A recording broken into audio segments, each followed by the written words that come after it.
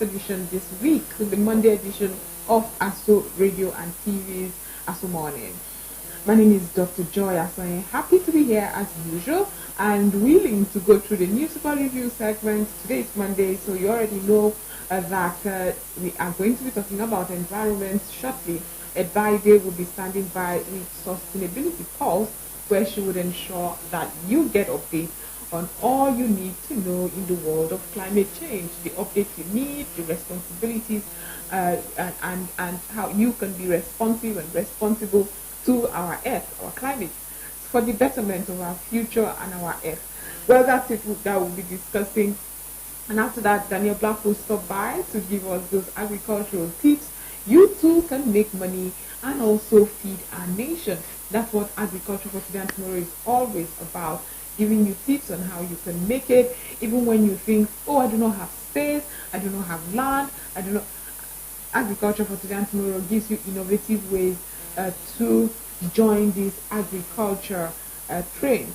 But first, we'll go to the newspaper review segment this morning.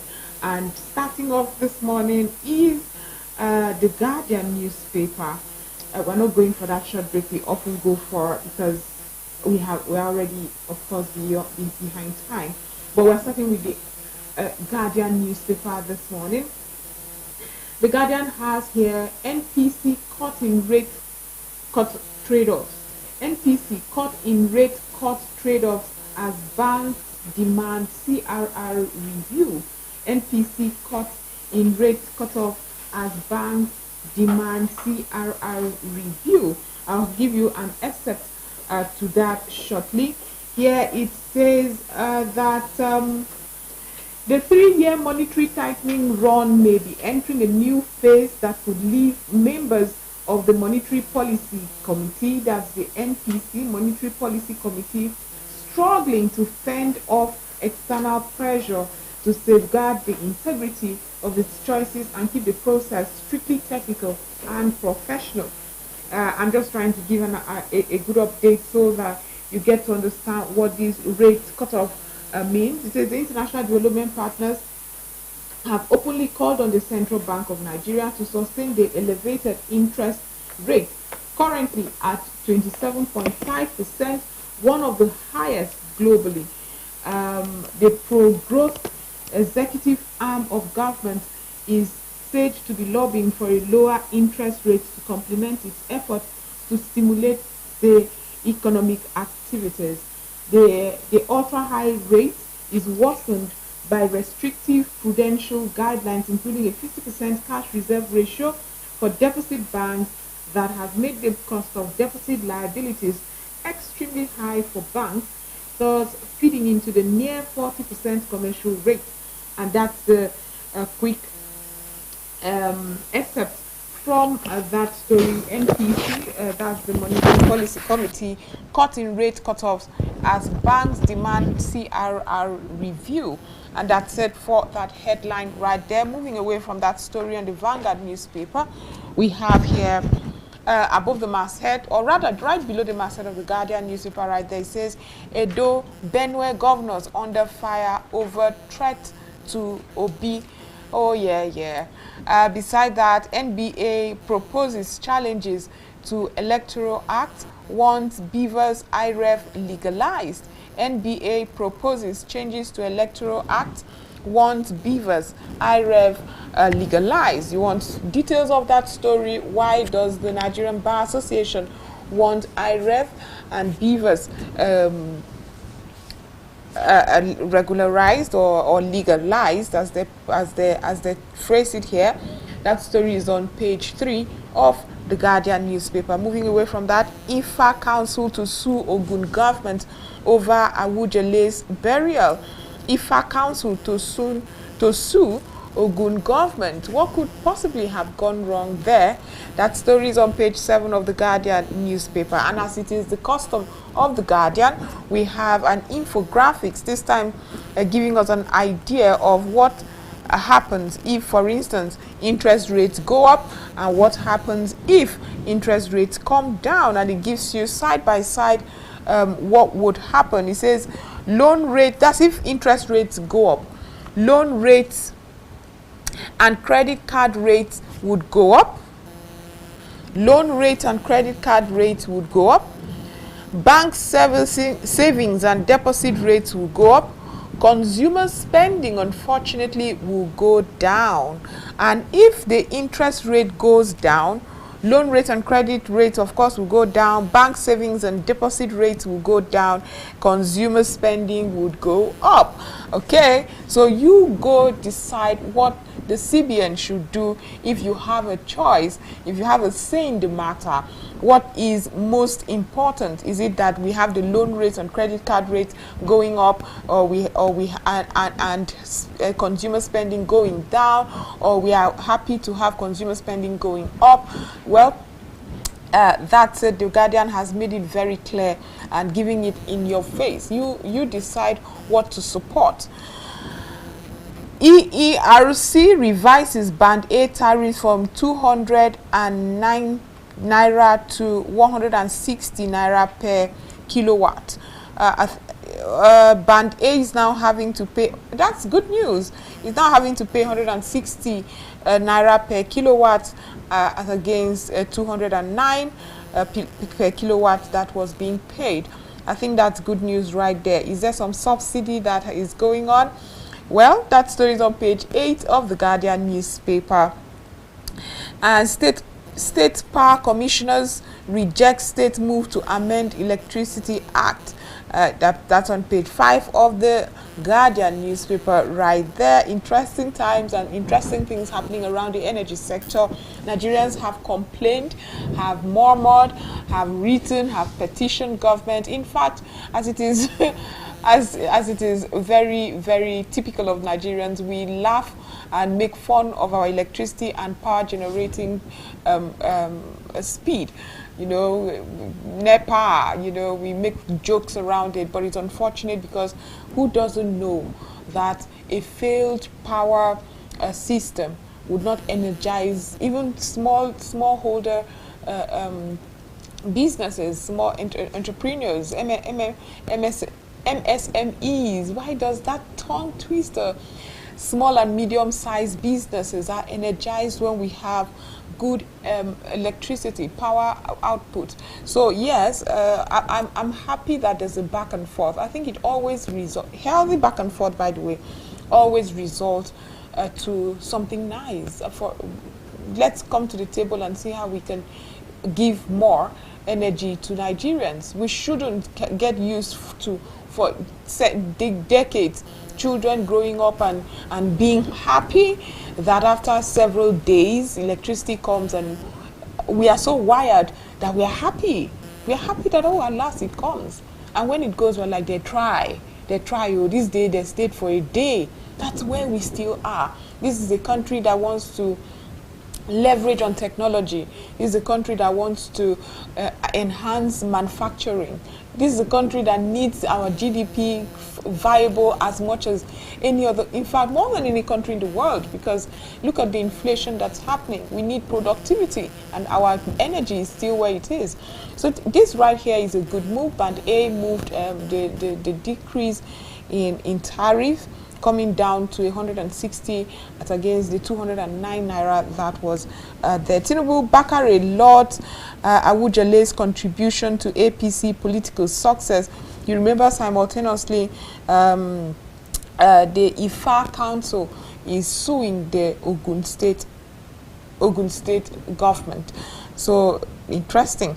PSC others foiled planned protest by ex-officers over pension scheme. Very unfortunate that in Nigeria we have our pensioners constantly having to protest to get their needs out there. Very unfortunate. Some of these needs are very legitimate. Just ensure that the process is automated. Ensure that everyone gets what's their due and all that. When you graduate, when do you eventually get your gratuity? This is your money, and you want to start something. For several years, especially in states, gratuity doesn't come. Some people even have passed away before it even. So it's a very tacky process. We need to do more in reforming our pension sector. And that's why you see civil servants and several people want to stay in government, stay as workers. They cannot afford to declare their right age. They are afraid. Won't you be? What's in need for you after retirement? Are you going to sit back and enjoy retirement? They say after good work after hard work is good rest. Are you able to have that good rest after hard work? There's nothing to look forward to. And so what do Nigerians do? You see someone turning 60. Obviously, a 60-year-old is telling you he's 50 or 55. And when you go back, he probably started primary school. It's just not balancing. We should have people happy to leave a service because there should be so much more. They should be able to open their consulting firm and still pass on the wealth of knowledge they have gained over the years. But with what we have, very, very unfortunate. With that very sad story, we move on now to the Vanguard newspaper. The Vanguard newspaper has here why Obi El-Rufai are yet to join the ADC. That's coming from Bolaji Abdullahi. Bolaji Abdullahi says why Obi El-Rufai are yet to join the ADC. I mean, give them a break. Atiku, who had been talking about the coalition, championing the coalition, only just left, or rather openly resigned from the PDP last week. That's towards the end of last week. So give El-Rufai a break. El-Rufai is dizzy. He just left the APC, joined the SDP, and now you're badgering him. He's obviously sympathetic to the ADC and very instrumental to the ADC at the moment. But the guy will have to breathe first before leaving the SDP for this ADC right here. Or maybe he's just testing waters. What if his interests do not align with this ADC, right? Isn't politics a game of interest? Obi, I can also understand. Obi has to do a serious consultation with his obedience, not just the Labour Party now, his obedience. Is this something they support? But I've been following what's been going on. It's exciting to know that he has such a strong following that a lot of the big figures around him are willing to move as well. So exciting times. Now the riders under that says ex-PDP Governors Forum, DG joins the ADC. Obedience won party against selling presidential ticket to highest bidder. Omo Agege has no plans to leave the APC, but that story is right there. I think it's by Ayiri Emami. No ADC leader can inherit Buhari's 12 million block vote. Okechukwu is saying no ADC leader can inherit Buhari's 12 million block vote.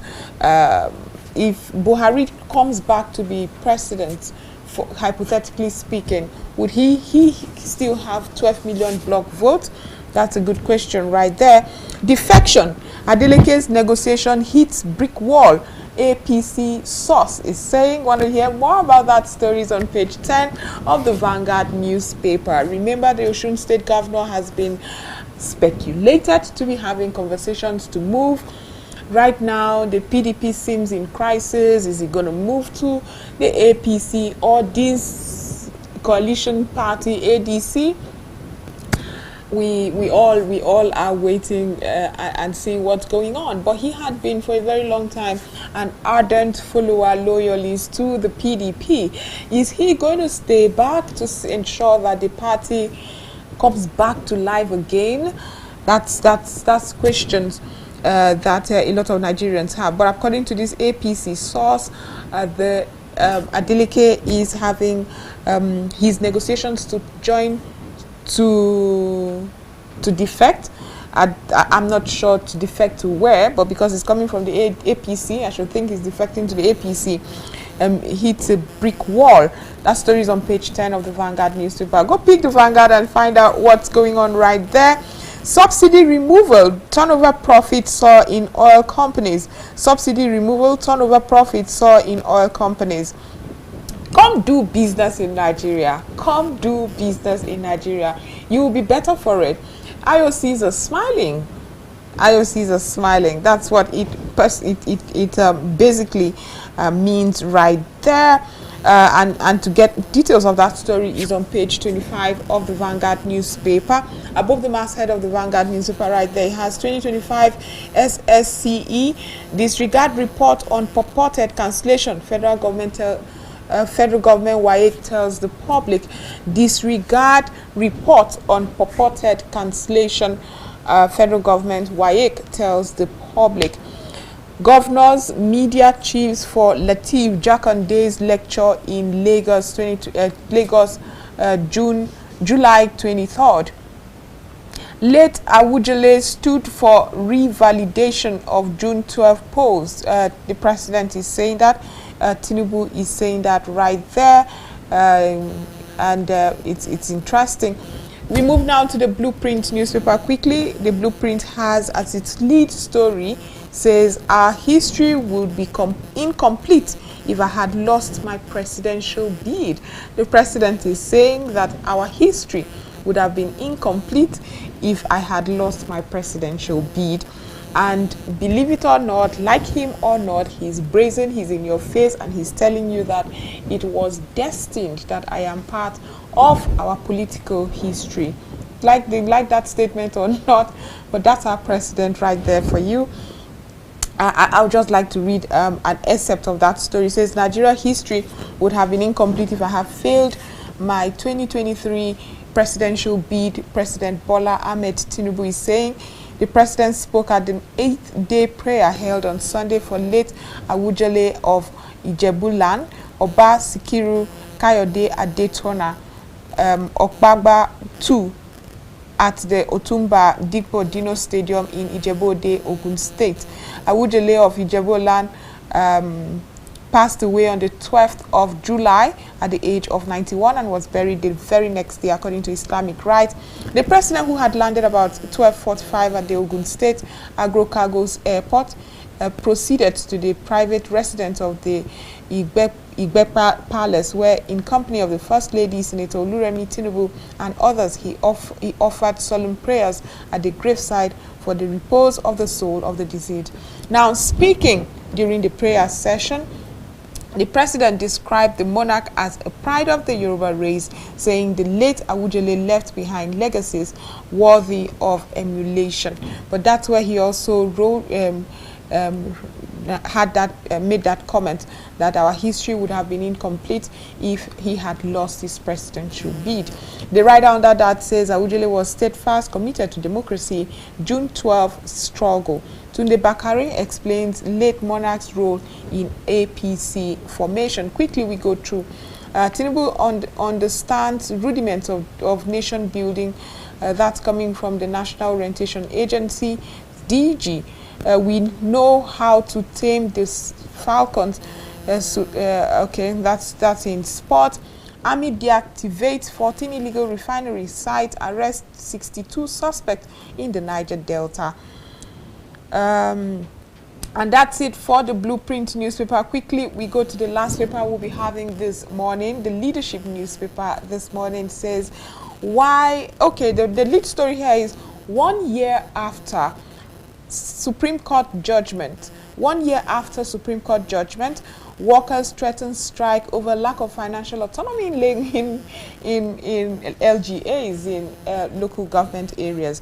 Now that's very interesting because Nigerians have been excited when we talked about the financial autonomy local government chairman, local government areas would be enjoying moving on. We understood the grip that governors had on their general autonomy. However, what's happening to the implementation of this financial autonomy that we were all celebrating? Nolge accuses governors of withholding funds, seek Tinubu's intervention. Executive governors were not happy about that Supreme Court judgment that gave autonomy to local government areas. Local government chairmen themselves made very, very unfortunate comments where they tell you things like, I don't care about the financial autonomy, I will do as my governor says. Of course, they have to also keep their political seats, ensure it doesn't leave them. And they understand that the governors, in spite of everything, still wield so much power. But in all of this, have we improved in that grassroots development that was the whole idea of the local government areas and the wards? Have we improved? Which is the whole question here. Have we improved? What's the implementation? What would it take now to roll out this implementation? Governors are not willing. I hear the most superficial reasons where governors tell you there will be multiplicity of programs. Why?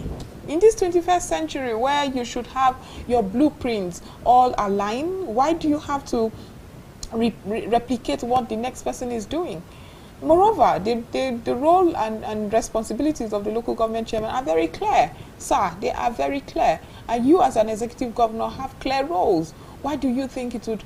Oh my goodness. So we've heard a lot of things and the reasons why local government chairmen have not started enjoying this financial autonomy. They don't even have the guts to speak out because they understand the powers the presidents, their governors still wield. But above the masthead of the leadership newspaper, First Hold Co. PLC condemns unprofessional reporting by These Day and Arise TV. Okay, that story is on page 7 of the leadership newspaper right there. Why Obi El-Rufai have yet to formally join us. The ADC has something to say. It's on page 7 of the paper. You can't stop Obi from entering Edo, NBA tells the governor. You can't stop Obi from entering Edo. That's true. He has the freedom to go anywhere that he pleases within the state as long as he's not committing any crime. Awujale's effort brought APC merger, made Buhari president. Bakare is saying Islamic cleric leads special prayers for rainfall in Bauchi. That speaks to maybe the drought going on there. Simultaneously, we're having flooding. It's really, really, really funny. We must not play with climate change. It is really happening, and indeed I get the sentiments like Ebaide would always say that we contribute so little to the emissions, but the consequences is on the global south, so a lot has to happen. Speaking about Ebaide, she's coming up next with sustainability pulse. Nigerians are praying for rainfall in Bauchi.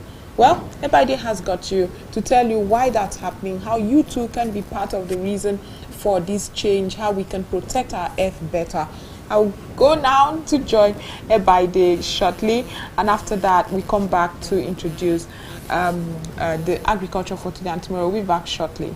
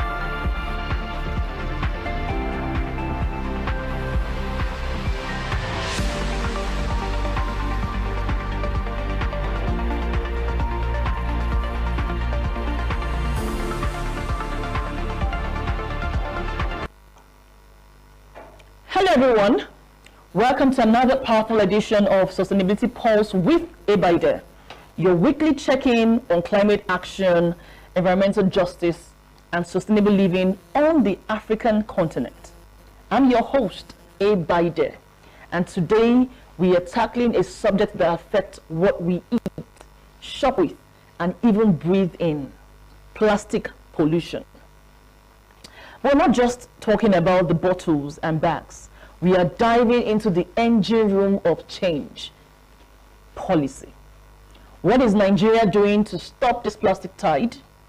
Are laws working? What role does governance play in protecting our land, waters, and people from this crisis?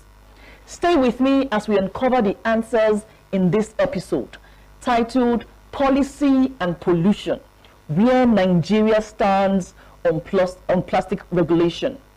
We're going to short break now, and when we return, we shall deep dive into all of these things and have a fruitful conversation. Stay with us. Do not go anywhere.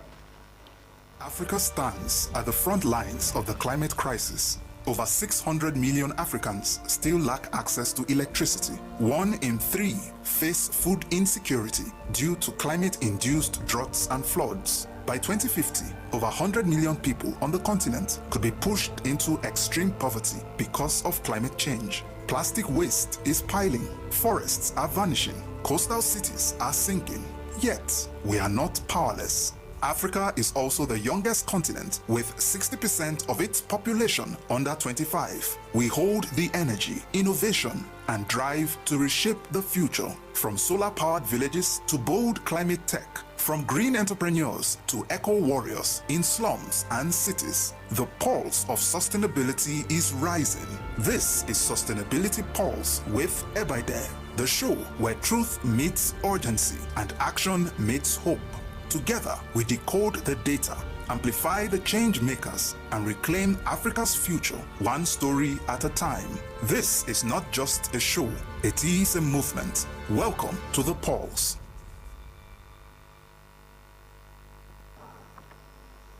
Welcome back from that short break. The conversation is still about policy and plastic pollution. Plastic is not just a pollution problem. It's a policy problem. You see, the plastic bottle on the roadside or the nylon float in the gutter isn't just litter. It's a signal. It tells us where enforcement is weak. It tells us where policy is absent or outdated. It tells us where governance is either reactive or missing entirely. Nigeria as a country, as a nation, generates an estimated 2.5 million tons of plastic waste annually. According to the World Bank, that's almost 7,000 tons per day, and less than 10% of it is recycled. Less than 10% of it. From Lagos to Kano, Port Harcourt to Jos, our streets, drainages and rivers are drowning in the flood of sachet, bags, wraps, cups and containers. But the bigger question is, are our laws moving faster enough to keep up with the problem? And where are these laws? Are they being enforced? This week, we're peeling the back from the layers of plastic regulation in Nigeria, the wins, the setbacks, and what needs to change. Now, let's take a pulse about the environment. Let's check on climate and environmental news from across the continent. Let's see where we are at currently, and of course, the best way to go forward. In Lagos, the recent ban on single-use styrofoam products is finally being enforced after months of public outcry. People have been shouting and, being aggressive about the whole conversation and ban on single-use. Despite resistance from food vendors, environmental officials say this is just the beginning of a larger crackdown. When you hear a crackdown, you can imagine what's next. And of course, in Rwanda and Kenya, they continue to lead the way in Africa with near total bans on single-use plastics. In Rwanda, carrying a plastic bag can earn you a fine. A fine. Or worse, while Kenya's plastic bag ban has reduced litter in urban areas by over 80%. Can you beat that? These are interesting times. I gave an example at the last episode of, when I went to Kigali as far back as 2021. And you would pay for a shopping bag if you do not come to the store with your own bag. And at the United Nations Global Plastics Treaty negotiations, the African group is calling for fair, binding rules, including financial and technical support to help countries like Nigeria shift towards sustainable alternatives. Absolutely, I agree. I agree. The funding and technical support is needed to tackle this menace. Nigeria's legal framework on plastic. Let's talk law. Nigeria has 3 major policy instruments shaping how we address plastic waste. NESRIA, the National Environmental Standards and Regulations Enforcement Agency, issues regulations like the 2009 National Environmental Sanitation and Waste Control Regulation, which outlines waste management duties for states and businesses. However, compliance remains spotty due to limited enforcement and awareness. If you don't know, you can know. I keep saying it. You got to create awareness to drive implementation. And the truth is, enforcement and awareness go hand in hand. If you do not create awareness, you do not educate and inform, how will they know? You know, Extended Producer Responsibility, EPR, launched in 2013 and updated in 2020, is meant to hold producers accountable for the life cycle of their packaging. Meaning, as producers, you must fund recycling, take back programs, and even redesign products. But only a handful of companies are truly complying. Many treat it as optional. It's not supposed to be optional, it's supposed to be enforced. It's supposed to be enforced. If I produce something, then I must see to the lifespan of that thing. You know, and that needs to be forced. You'll be amazed how many companies will wake up if this is fully enforced. Plastic Waste Control Regulations 2020. These are Nigeria's latest attempt to crack down on plastic pollution. They promote phasing out single-use plastics, encourage sorting at source, and mandate public awareness. But then again, where is implementation muscle? The laws exist, the frameworks are there, but what's missing is a consistent, strategic, nationwide enforcement approach. The federal versus state policies. Are we speaking with one voice? What is said in Lagos, is it being said in Abuja? What's said in Abuja, is it being said in Kano? What's said in Kano, is it being said in Jigawa? Nigeria is a federation, and that can be both a blessing and a burden. Some states are pushing forward with their own plastic policies, while others lag behind. Take Lagos, for instance. Its ban on styrofoam and open dumping has earned praise. But what about Kano, or Bayelsa, or Jigawa, or Edo states? The disjointed nature of our federal system means a ban in one state doesn't carry over to the next. Exactly as a federation. I mean, states have reserve the right to come up with their own policies, and the policy mismatch weakens national momentum and makes it hard for producers and recyclers to plan. A company making biodegradable packaging in Lagos might find no market in a state that still subsidizes plastic. That's the truth. That's the truth. So are we moving in different directions, or are we finally speaking with one voice? And this goes on and on. The implementation and challenges are the major bottlenecks. Let's be honest. Really, passing a law is easy. That's the easiest part of it. But enforcing it, that's where Nigeria has struggled. Corruption and vested interest slows down enforcement. Some regulators turn a blind eye, especially when large producers are involved. Lack of infrastructure. We simply don't have enough recycling plants, sorting centers, or public bins. Even where facilities exist, that's the truth, many operate at less than 50% capacity due to poor waste segregation at source. Public apathy and fatigue, of course, so many people are tired. After years of inaction, citizens often think, why bother? Why do I have to abide? They are not wrong. Laws with no teeth make enforcement feel like a joke. Until we fix the back end, the systems that collect, sort, penalize, and incentivize policy will remain link on paper. It's just been linked to one paper document. That's all. Nothing, no action. No action at all. So please, we'll go on a short break, and when we come back, we will examine the role of businesses and citizens in plastic regulation. A short break, and we're back. Africa stands at the front lines of the climate crisis. Over 600 million Africans still lack access to electricity. 1 in 3 face food insecurity due to climate-induced droughts and floods. By 2050, over 100 million people on the continent could be pushed into extreme poverty because of climate change. Plastic waste is piling, forests are vanishing, coastal cities are sinking. Yet, we are not powerless. Africa is also the youngest continent with 60% of its population under 25. We hold the energy, innovation, and drive to reshape the future. From solar-powered villages to bold climate tech, from green entrepreneurs to eco-warriors in slums and cities, the pulse of sustainability is rising. This is Sustainability Pulse with Ebaide, the show where truth meets urgency and action meets hope. Together, we decode the data, amplify the change makers, and reclaim Africa's future, one story at a time. This is not just a show, it is a movement. Welcome to The Pulse. Welcome back from that short break. As usual, this is not just a show, this is a movement. Now, we're talking about policy and pollution. The fact that we have our laws, beautiful laws and regulations in place, but we have issues with implementation. The enforcement is weak.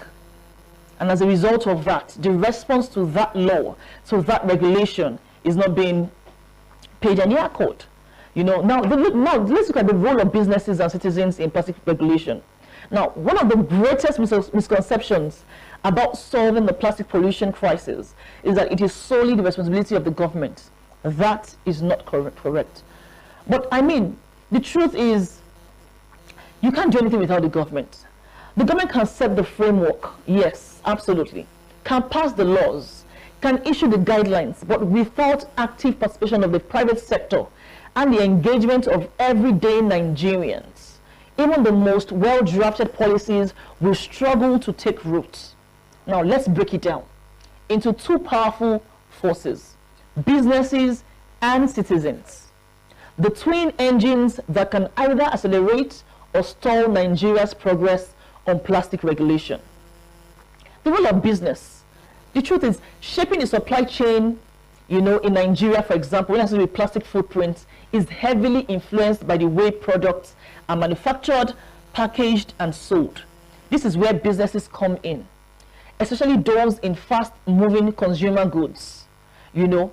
And of course, when you talk about corporate responsibility in action, some Nigeria's largest multinationals have already taken steps recognizing their role in the pollution they create. Companies like Nestle Nigeria, Coca-Cola, and Guinness, you know, have become members of the Food and Beverage Recycling Alliance. Yes, which is a very strong alliance, I hear. And private sector-led initiatives backed by the National Environmental Standards and Regulations Enforcement Agencies, NESRIA. Now, through this alliance, these companies commit to recovering post-consumer packaging.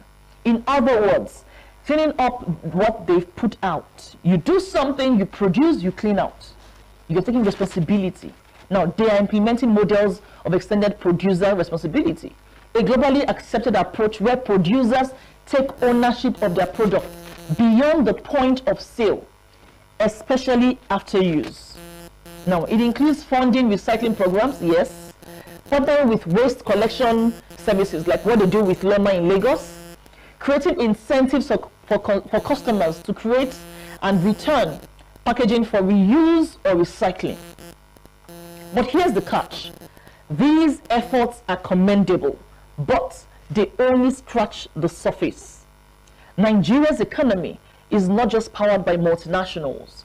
Millions of small and medium-sized enterprises, street vendors, market women, packaging companies, supermarkets, fast food outlets continue to rely on cheap disposable plastic to survive. For many of them, sustainability is not a priority. Survival is. This is why we need incentivized policies that help small businesses transition gradually. access to affordable biodegradable alternatives, tax breaks for companies investing in eco-packaging, training and awareness programs on plastic alternatives, inclusion in plastic credit schemes where they can benefit financially from sustainable behavior. Unless we make it easier and economically viable for SMEs to go green, we will keep treating the symptoms of pollution while ignoring the roots.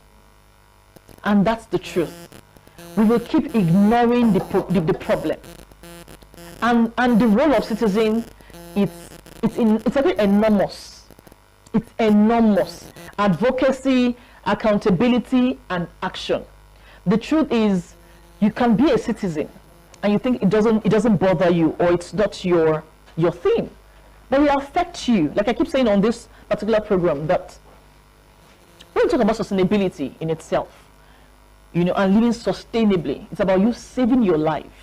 It's about you taking priority for what truly matters. It's about you caring for the planet where you live in currently. Too often, we actually underestimate the power we hold as citizens. But real lasting change always begins with people-led pressure. What can citizens do? What can I do? What can you do? Everyone watching here today, what can we do? Know the law. Start first by educating yourself on your local and state waste management laws. Lagos State, for example, now bans styrofoam, single-use plastics and all of that. Are you aware of similar efforts in your state? Practice civic advocacy. Citizens have the right to demand cleaner environment. Yes. The Constitution of Nigeria, of the Federal Republic of Nigeria, under Section 20, even mandates the states to protect and improve the environment. It's a mandate there. But this must be activated by public demand. So do you even know it's your right to ask for this cleanups? It's your right. As much as possible as citizens, practice in cleanups and local action. Beyond the online hashtags, physical participation in cleanup drives, recycling clubs, and neighborhood waste. Campaigns can be powerful, yes. So you need to go out and campaign, join, lend a voice. Do what I am doing with your friends, with your colleagues, with your church members. Every piece of plastic picked up is one less choking a drain or floating into the ocean. Start or join a petition. Do not underestimate the power of a well-organized petition. It is a legal tool of democracy, yes. If you don't know, better know now. When people organize and amplify a cause, decision makers, they listen. But you must be organized and be well amplified. A real example from Abuja was in 2021. A group of determined youth, climate activists in Abuja, launched a grassroots campaign.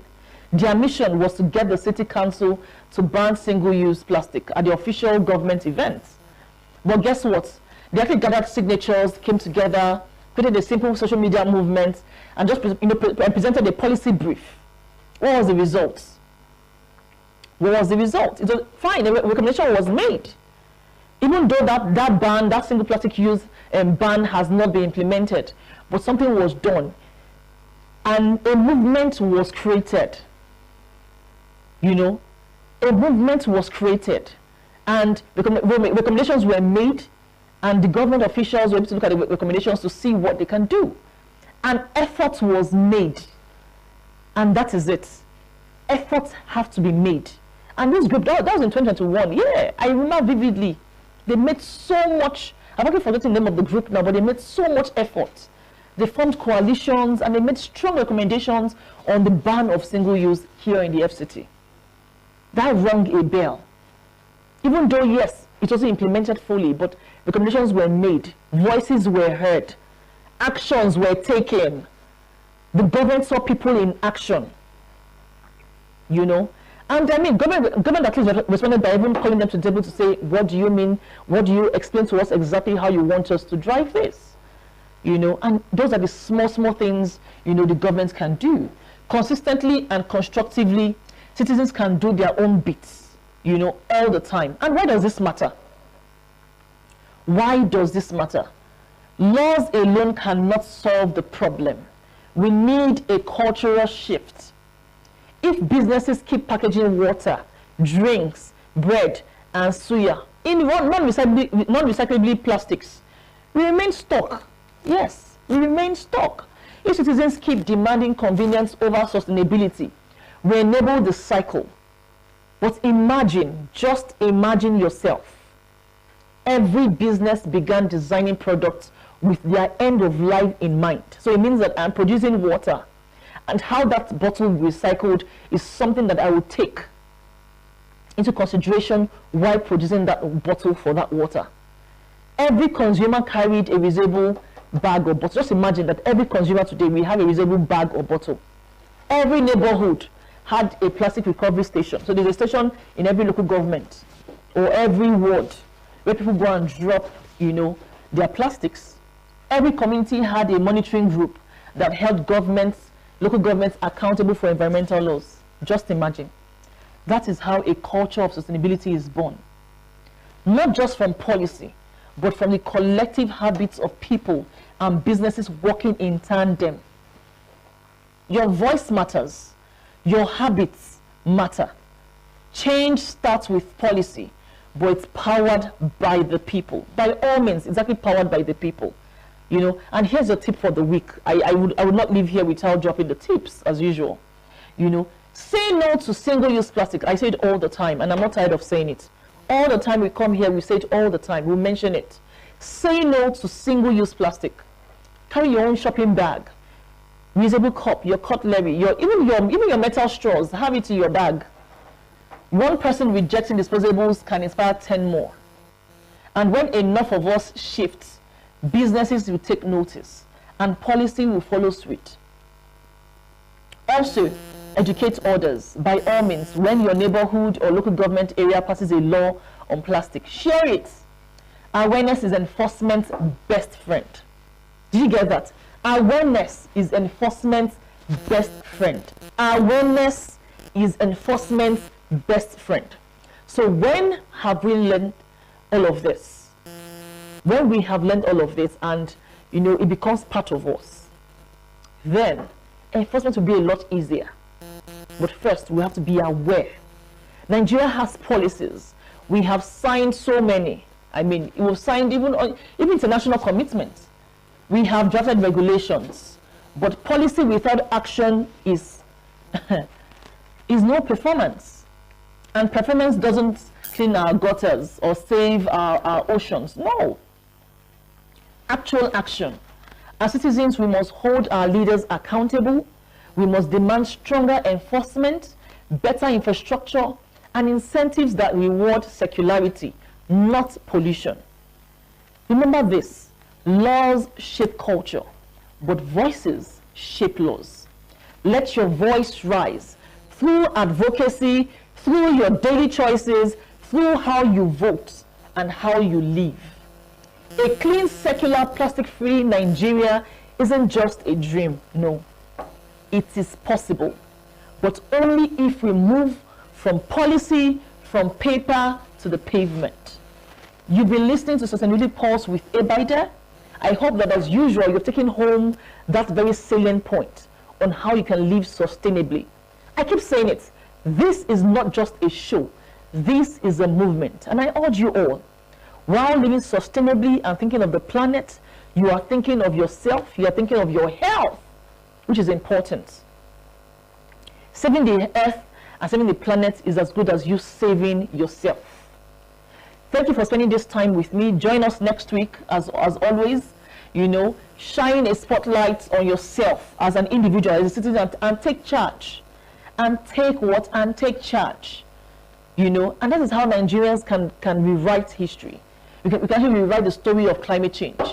Don't forget to follow us on our social media handles at @TEI_. Share groundbreaking ideas, empowering farmers, and celebrate greener solutions. Together, let's grow the future. Can you hear me? Welcome to another episode of Agriculture for Today and Tomorrow, where we promote smart solutions for greener harvests. How has your weekend been? Have you had fun? Have you woken up rejuvenated? I hope you're in the office. I hope you're hustling. I hope you're doing something interesting, something in contribution to the betterment of society. Over the weekend, we had the very sad news of the demise of our past president, President Muhammad Buhari, and we want to, as a whole team, condole with Nigeria, condole with the family for the passing of our president. I remain Daniel Black, your host on this show, and this is a Media for Agricultural Development project of GSAI, that is Growth for Sustainable Agriculture Initiative.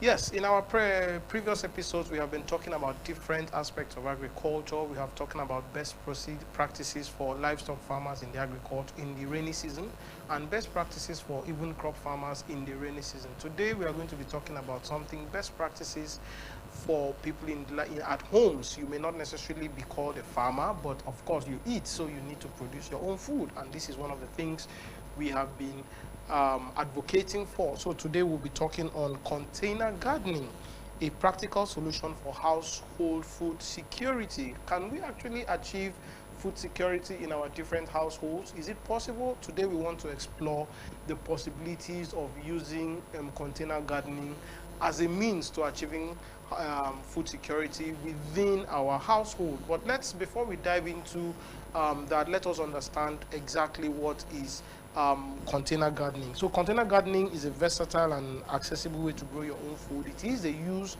of containers, sacks, or different medium that can hold planting components together for the growth of food and other plant life. So yes, this method it allows individuals to cultivate a variety of fruits, vegetables, and herbs in containers, to providing a very reliable source of fresh produce for their household. In container gardening, to simplify, to put it in the very simplest forms of conversation, it is the use of containers, and these containers can come in various ways. It can be plastic containers, they can be sacks, can be even any form of container. And of course, recently people have started using tires and anything that can hold together your planting components together to grow crops. And this is very, very essential, because we have people that always say, I would have loved to own a farm, but I don't have space. I have cemented the whole of my compound, so I cannot grow crops. Container gardening comes to solve that problem. Wherever you are, you can actually grow crops, irrespective of the nature of your environment. You can be in a place where the soil is not conducive for planting, you can use container gardening. You can be in a place where the whole place has been, for people living in Abuja, some of us can be living in a place where our whole compound is rocky. We see people building on rocks, and of course you cannot plant on rocks. You can still use container gardening. Of course, you live in a compound where everywhere has been, you've used concrete asphalt, concrete flooring on all of them. You can still use container gardening, because no matter the aesthetics, no matter the condition of your house, you still need to eat, you still need to provide food. And we are here saying that container gardening can be a means of food security in your household. So it is important that you know that container gardening has come to be a solution for people in different households to provide at least basic vegetables, basic food items that can be produced. And today, beyond vegetables, we can also produce some very strong food items like yam, like potatoes. In the house, you can also plant carrots, you can plant onions, you can plant vegetables, leafy crops like ugu, like efo, that is the green. You can plant watermelon, you can plant cucumber, you can plant tomatoes, you can plant pepper, radishes, lettuce. All these are things you can actually plant in your house, and then you are beyond even providing food. It also provides a very safe and sure means. You are able to tell the source of your food. You are able to tell what is used to prepare the food you're eating, especially these vegetables that have come to form a compulsory part of our daily meal. So container gardening is as important as that. But let's dive a little bit into benefits of container gardening. Number one, it is space saving. It can save you space, because by the time you can have a little space here, and then you can use container gardening to maximize that space. It could be your lobby, it could be a veranda, it could be a very a small space in your environment. It could even be by the side of your car park, your car parking space. It could be where you do your laundry. It could just be that balcony at the back side of your house or any place. These are places you could, otherwise you cannot do conventional farming there, but with the use of container gardening you can maximize those spaces to produce any of these foods that we've mentioned. Imagine planting beans in your house, and at the end of your planting season you are able to get at up to half a bag of beans, if not more, because you were able to utilize the space in your environment. Of course, you can also plant, like I mentioned, carrot. You can plant F4 green. So many people eat green a whole lot, and imagine having an endless supply of green because you've utilized the space in your home. We are also talking about flexibility. Container can be moved to optimize sunlight. So yes, unlike the traditional farm where if something happens, for example, you were farming here and then maybe a tree grows in that place, or even a construction is done, a building is erected close to your farm, and then all of a sudden your farm is blocked from direct sunlight. Container gardenings are mobile, are very flexible. You can move them depending, all of a sudden you want to use here for a different purpose. You can actually move your farm. So container gardening is more like a mobile farm. You can relocate them without harming the crops that you are cultivating. So container gardening comes as a very, very flexible means of farming. Mobility and ability to adapt to new environments. And of course, container gardening provides an all year round means of planting, because in the container gardening you are able to control the factors, of course, so you can plant your fruits, all these fruits that we've mentioned, you can plant them all year round. For example, people do not plant beans when the rains are high because the flowers are very fickle, and a little wind can blow up the flowers, making them unreproductive. But if you do it as a container gardening in your environment, you can control it. You are able to either relocate them and put them where the wind does not affect them so much. So whether in the rainy season or in the dry season, you can plant your beans and have beans all year round using container gardening. It is very important that households begin to consider container gardening as a very important component. It would be very pleasing to see where estates begin to plan their housing units with container gardenings as key components. And you know, some people feel, oh, I don't want to use sacks, I don't want to use plastics, because of course they probably will make my compound dirty. There are now aesthetic containers that you can do. You can paint your gardening like I remember back in the day when we went to do a container gardening job for a compound, and after using tires, it was looking a bit tacky. We had to get innovative. We brought in an artist, he painted them different colors, and of course the compound became lively, both with the containers, and of course they were cutting up, they were harvesting their ugus, they were harvesting their ginger, they were harvesting their lemongrass, they were harvesting their what do they call it, different crops from that place, and yet it was acting as an aesthetic component in the environment. Of course, pest control is very, very easy with container gardening, because most times they are a bit very small in quantity and you are able to manage them even with organic components. Fresh produce, of course, when you have container gardening, you are always having endless supply of fresh produce, where you are able to just move to your backyard or wherever your containers are and harvest your tomatoes, and you are sure it is fresh. You are sure it has not been refrigerated for so long. You harvest your lettuce, you harvest your ugu or whatever crop you're planting there. You harvest your beans, and you are sure that it has not been subjected to unwholesome storage chemicals. Imagine how beautiful that would be. And then if we have households keying into container gardening and practicing container gardening in that massive quantity, the pressure on even the open market will reduce, and then maybe commercial farmers will now begin to focus on commercialization, on supplying to industries, on supplying to processing plants, right? While households are feeding from the produce they are making in the house. And of course, beyond container gardening, we're also talking about even poultry. Livestock can also be kept in small scales, in cages, in battery cages, not at the commercial quantity. You can have 10 chickens, you can have 10 rabbits, you can have snails in tires, you can have these different livestock, and then of course, because of their size, you are able to manage them, because most people complain, no, when you keep livestock, the odor, it does this and does that. Because of the size, so far as you're keeping for just household consumption, if you're keeping goats, for example, for household consumption, at no time should you have more than 5 goats per time. Should your goats give birth to the smaller ones that are more than the number you should keep, of course, you can sell them off and make income. So it is possible to manage container gardening, to manage small-scale livestock in a way that it is still aesthetic, in a way that it is still useful to the household. So let me just give us some very quick tips before we call it a day on this. On container garden, number one, you have to choose the right containers. So yeah, there are some containers that are suitable for gardening, especially looking at the type of crop you want to plant. For crops like yam that require a very large land space, you have to use something a bit large, like a 20-liter container or a cement bag, or in fact a chicken feed bag. You know, a chicken feed bag, that 25 kg bag, that should be the kind of bag you use for your cultivation of yam, so that you give it enough space to expand.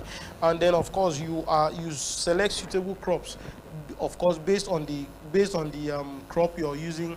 You did that determines the kind of sack or container you're using to plant. And what you're seeing on your screen, the lettuce can grow at different parts of the container, of the sack that is being used there. So yes, use of quality potting mix. You use quality potting mix. That is the soil that you use to plant. Most times you can use the soil, but that is if you are able to sterilize the soil and ensure that it is of quality, and you do not carry germs, they do not carry any form of diseases. So also make sure you provide adequate sunlight. So wherever you're situating your crops, your gardening, your container gardening, there has to be direct access to sunlight. It's either they have direct access to sunlight, or you can be taking them out to the sunlight, you can be moving them continuously. And then of course, water and fertilizer. Some people just plant their crops and then they go off. Container gardening also needs watering and also needs fertilizer supplement, and most times organic fertilizer is enough, because you remember that the soil there is in a controlled quantity, and you do not need to put excessive inorganic fertilizer. So organic fertilizer that can easily decompose and become part of the soil matter will most times suffice for that. So I want to really hope that somebody has gotten an inspiration, somebody has learnt or decided today that they would begin to incorporate container gardening in their environment, in their households, as a means of food security. That is all we'll be taking today on agriculture for today and tomorrow. I remain Daniel Black, your host. Follow us on social media to continue the conversation at GSA Initiative on Facebook, Instagram, LinkedIn, and YouTube to continue the conversation. See you in the next episode.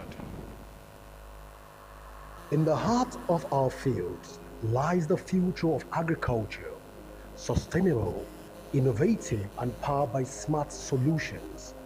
From the rich soil of Africa to high-tech farms around the globe, agriculture is evolving to meet the